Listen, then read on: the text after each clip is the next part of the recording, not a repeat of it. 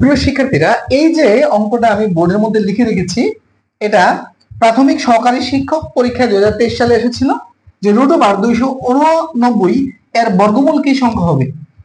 অমূলদ পূর্ণ সংখ্যা, স্বাভাবিক সংখ্যা বা মূলদ সংখ্যা? এই প্রশ্নে বেশিরভাগ পরীক্ষার্থী ভুল করেছে, প্রায় বেশিরভাগ পরীক্ষার্থী ভুল করেছে। কেন? কারণ হচ্ছে আমাদের বাজারে প্রচলিত বেশিরভাগ বইয়ে এটা ভুল উত্তর দেওয়া ছিল, এবং হচ্ছে আমরা এটা যদি গুগলে সার্চ দিতাম এতদিন এটার ভুল উত্তর আসতো। যদিও এখন এটা নিয়ে অনেক আলোচনা সমালোচনার পরে এটার উত্তর অনেক বই এবং আপনার অনলাইন পোর্টাল সংশোধন করেছে। তো এটার উত্তরটা কি হবে? আপনারা ভিডিওটা দেখার আগে কমেন্ট করার চেষ্টা করবেন, তারপরে ভিডিওটা দেখবেন, তাহলে বুঝতে পারবেন যে আপনি কি সঠিক ছিলেন না ভুল ছিলেন। আপনি যদি আমার ভিডিওটা দেখে কমেন্ট করেন তাহলে তো বুঝতে পারবেন না যে আপনি কি এটা জানতেন কি জানতেন না। তাহলে আপনি শুরুতে কমেন্ট করবেন যে 289 এর বর্গমূল কি সংখ্যা হবে, এই যে চারটা অপশন আগে কমেন্টটা করবেন। কমেন্টটা করে দেন পজ দিয়ে আমার বাকি আলোচনা বা সমাধানের ভিডিওটা দেখবেন। তো চলুন আমরা সমাধানে যাই।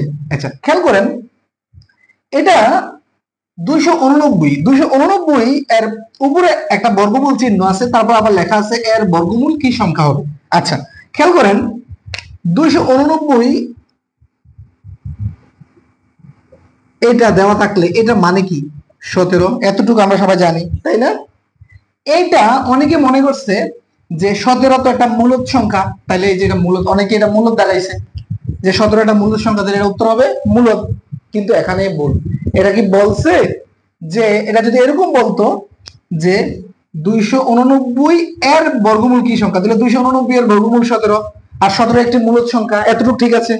কিন্তু এটা বলে নাই মূলদ। দেখেন এখানে একবার হচ্ছে বর্গমূলের চিহ্ন আছে আর এখানে একবার বর্গমূল কথায় আছে, তার মানে ডাবল বর্গমূল করতে হবে আপনাকে। খেয়াল করেন, এটা যদি বলতো যে 289 এর বর্গমূল কত, তাইলে 289 এর বর্গমূল 17, উত্তর হতো মূলদ।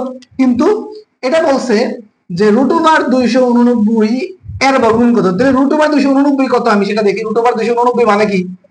এটা মানে 17, তাই না? এটা মানে 17। আচ্ছা, 17 এর বর্গমূল চাইছে, তো 17 এর বর্গমূল মানে কি? 17 বর্গমূল হচ্ছে 4 দশমিক, মনে করেন যে সামথিং, 4 দশমিক সামথিং কিছু একটা আসবে। আর 4 দশমিক সামথিং এটা হচ্ছে অমূলদ সংখ্যা, কারণ হচ্ছে 16 কে যদি আমরা বর্গমূল বের করি তাহলে এটা হচ্ছে 4, ঠিক আছে? তাহলে এটা মূলদ সংখ্যা, কিন্তু 4 দশমিক যেটা আসতেছে সেটা হচ্ছে একটা অমূলদ সংখ্যা, তাহলে এটা হবে অমূলদ সংখ্যা। আশা করি ব্যাখ্যা বুঝতে পেরেছেন। তাহলে আপনারা যদি এভাবে একদম বেসিক থেকে চাকরির প্রস্তুতি নিতে চান, গণিত প্রস্তুতি নিতে চান, তাহলে অবশ্যই আমার সাথে যুক্ত হবেন।